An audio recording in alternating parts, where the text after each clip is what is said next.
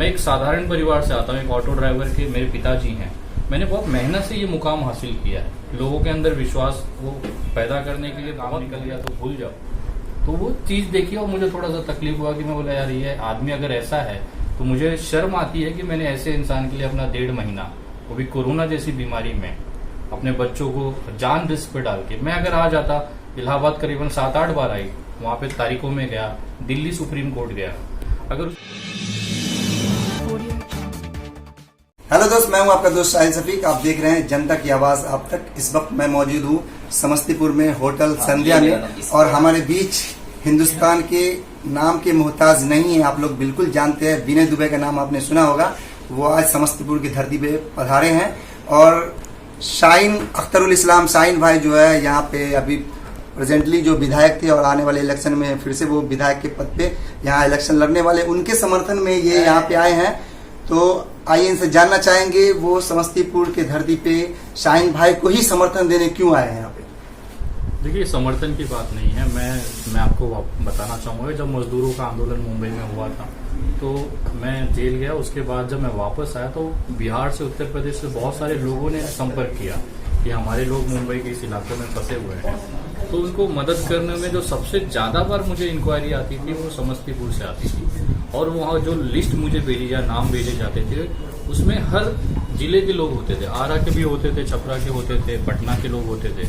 तो मैं कंफ्यूज होता था कि आप एक विधानसभा के सदस्य हैं, समस्तीपुर आपका क्षेत्र है, तो आप आरा के लोगों की लिस्ट काहे भेज रहे हैं। तो कहीं ना कहीं उनकी जो एक मानवीयता था कि वो अपना विधानसभा छोड़ के भी दूसरे लोगों के लिए मदद करते थे। वो कहते थे कि यार बिहार मेरी पूरा घर है, यहाँ का अगर कोई व्यक्ति अगर प्रॉब्लम में है तो मेरी दिक्कत है, मेरा विधानसभा नहीं है तो भी मैं मदद करूँगा। तो ये जो उनका एक थिंकिंग था, एक विचार था, उसको देखते हुए हम लोगों ने करीबन 1700 के आसपास लोगों को हम लोगों ने एकोमोडेट किया, वहाँ से भेजा ट्रेन के माध्यम से, बसों के माध्यम से। तो उसमें सबसे बड़ा जो हाथ था वो सर का था, जिसकी वजह से मुझे ऐसा लगा कि जब भी मैं बिहार जाऊँगा तो एक बार उनसे व्यक्तिगत मिलकर उनका आभार जरूर मानूंगा कि उनकी मदद की वजह से बहुत सारे लोग अपने परिवार, अपने बच्चों के बीच में आ गए। तो ये कोई पॉलिटिकल या मैं समर्थन करना ऐसा कुछ भी नहीं है, एक व्यक्तिगत संबंध है हमारे। और जिस तरह से लॉकडाउन में उन्होंने यहाँ के लोगों को वापस लाने की जो मेहनत की है, बस उसका एक शुक्रिया अदा करने के लिए मैं आया हूँ। दूसरी बात, डॉक्टर कफील खान से रिलेटेड मैं आपसे सवाल करना चाहूंगा कि आपने उनके लिए बहुत सारा आवाज उठाया और हम लोगों ने भी देखा सोशल मीडिया के माध्यम से, आपने बजफ्ता वहां उनके कोर्ट तक पहुंच गए उनके समर्थन करने के लिए, लेकिन एक बार आपको क्या ऐसा हो गया जो आप उनके खिलाफ जाने को तैयार हो गए। देखिए, कोई खिलाफ नहीं है, मैं बहुत अच्छे इंसान हैं, बहुत अच्छे डॉक्टर हैं, उनके ऊपर बहुत अत्याचार हुआ है, इसी की वजह से देश का हर व्यक्ति उनसे प्यार करता है। लेकिन जो चीजें वो छुपा रहे थे समाज से, क्योंकि कैसा होता है कि बहुत सारी चीजें वो घटित हुई हैं इस केस को लेके। हमने क्राउड फंडिंग की थी जिसकी परमिशन परिवार के पास से ऑलरेडी ली हुई थी। आप समझिए, मैं लगातार बार बार लोगों से अपील करता था, तो परिवार ने ऑब्जेक्शन क्यों नहीं लिया उस पर, क्योंकि उसमें शामिल थे। और जब पूरा काम निकल गया तो मैं अकेला रह गया, वो सब निकल गए। वो अपनी छवि बचा लिया कि हमारा कोई लेना देना नहीं है, मैं जानता नहीं हूँ, न उन्होंने 1 रुपया दिया है, न कोई मदद किया है। मैंने एक वीडियो 40 मिनट की डाली है, उसके अंदर मैं कोर्ट रूम की हियरिंग में बैठा हुआ हूँ, सामने उनके एडवोकेट अपने जज साहब से वीडियो कॉन्फ्रेंसिंग से बात कर रहे हैं। अगर मैं केस में नहीं होता तो इतना अंदरूनी कि कोर्ट रूम के अंदर का अगर वीडियो मैं दे रहा हूँ तो कुछ तो कारण होगा।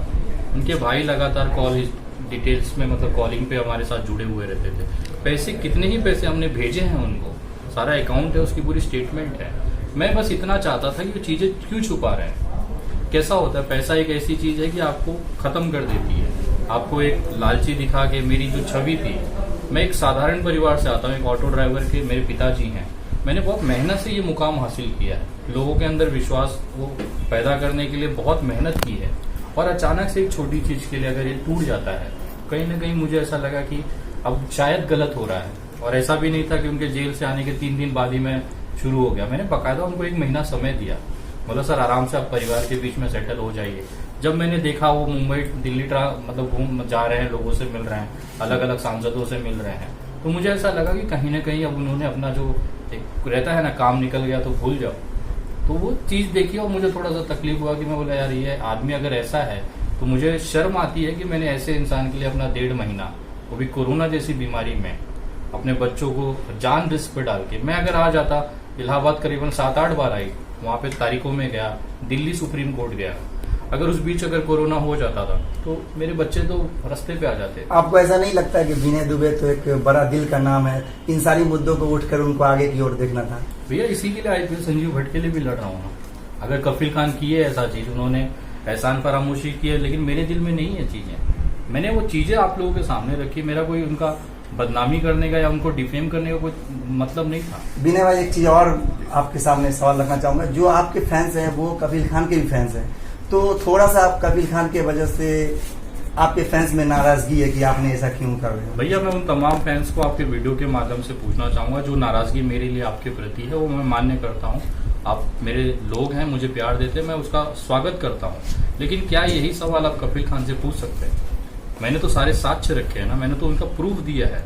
तो क्या ये जो नाराजगी मेरे प्रति है, तो क्या यही सवाल आप कपिल खान से पूछ सकते हैं?